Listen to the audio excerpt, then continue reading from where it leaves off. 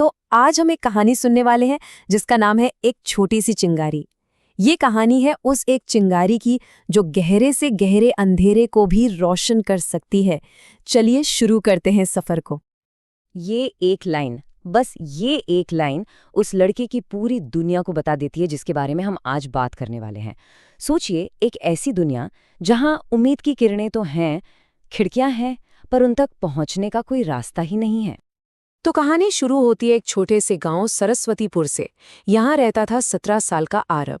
उसके माँ बाप बहुत मेहनती थे, अपना काम करते थे, पर आरव की असली लड़ाई वो बाहर की दुनिया से थी ही नहीं। वो तो उसके अपने ही मन के अंदर चल रही थी। स्कूल में उसकी दुनिया कैसी थी? वो लोगों से ज्यादा बात नहीं करता था, अपनी बात कहने में उसे डर लगता था, और क्लास में हमेशा सबसे पीछे चुपचाप बैठा रहता था। और इसी वजह से, पता है, बाकी बच्चों से क्या कहते थे? Silent boy.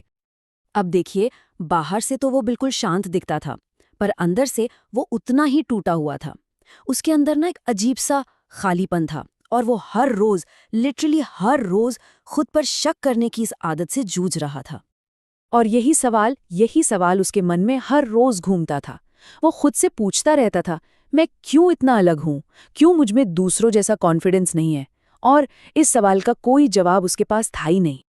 और फिर एक दिन सब कुछ बदल गया। स्कूल में एक नए साइंस टीचर आए, दिग्विजय सर। अब ये वो टीचर नहीं थे जो सिर्फ पढ़ाते हैं, नहीं, वो प्रेरित करते थे। उनकी बातें ऐसी थीं मानो बच्चों के सपनों को पंख लग गए हों। अपने पहले ही क्लास में उन्होंने एक बहुत दमदार सवाल पूछा, और सवाल पूछते ही पूरी क्लास में सन्नाटा छा गया। एकदम पिन ड्रॉप साइलेंस। बच्चे बस एक दूसरे को देख रहे थे, पर जवाब किसी के पास नहीं था। और उसी सन्नाटे को चीरती हुई एक बहुत ही धीमी आवाज आई, मैं कोशिश करूंगा सर। और जानते हैं ये आवाज किसकी थी? ये आरव की थी। ये पहली बार था जब उस लड़के ने पूरी क्लास के सामने मुंह खोला था। पल तो छोटा सा था, पर यहीं से सब कुछ बदलने वाला था। क्लास के बाद दिग्विजय सर ने आरव को अपने पास बुलाया। आरव ने रोते रोते अपने मन की सारी बातें, सारी इनसिक्योरिटीज उनके सामने रख दी।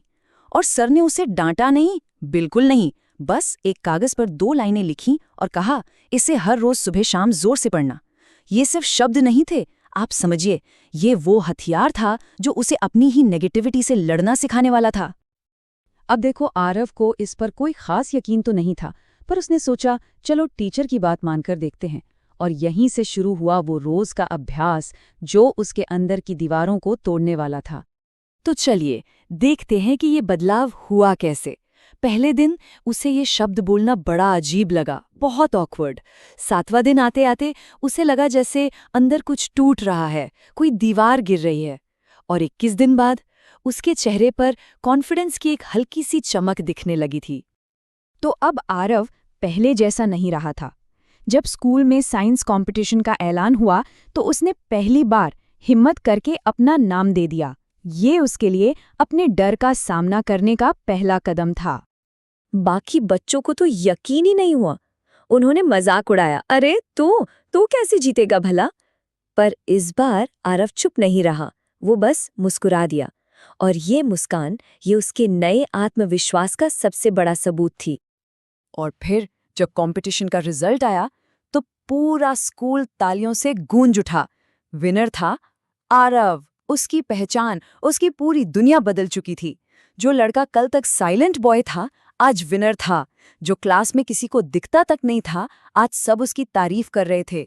और जो खुद शक से भरा था, आज वो जिंदगी से भरा हुआ था। पर रुकिए, कहानी यहाँ खत्म नहीं होती। असल में ये जीत तो एक अंत नहीं, बल्कि एक नई कहानी की शुरुआत थी। इस एक जीत ने आरव को ये समझा दिया था कि उसकी असली मंजिल क्या है। इसके बाद क्या हुआ? उसने गांव के बच्चों को फ्री में पढ़ाना शुरू कर दिया, और बच्चे उसे प्यार से आरव भैया बुलाने लगे। फिर 1 साल बाद वो डिस्ट्रिक्ट के सबसे बड़े साइंस कंपटीशन में पहुंचा, और पता है क्या, वहां भी उसने टॉप किया। और स्टेज पर वही दिग्विजय सर बैठे थे। उन्होंने बड़े गर्व से कहा, चिंगारी तो तुम्हारे अंदर हमेशा से थी, बस उसे जलाने के लिए विश्वास की एक हवा चाहिए थी। और यही शब्द, यही इस पूरी कहानी का निचोड़ है।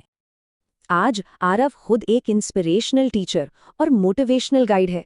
वो हर बच्चे को वही बात सिखाता है जो उसने खुद सीखी थी, कि असली ताकत कहीं बाहर नहीं, हमारे अपने अंदर ही छुपी होती है। आरव की कहानी हमें एक बहुत ज़रूरी सवाल पर लाके छोड़ देती है। वो चिंगारी जो हर किसी के अंदर होती है, उसे जलाने के लिए आखिर किस चीज़ की ज़रूरत पड़ती है? ये सोचने वाली बात है।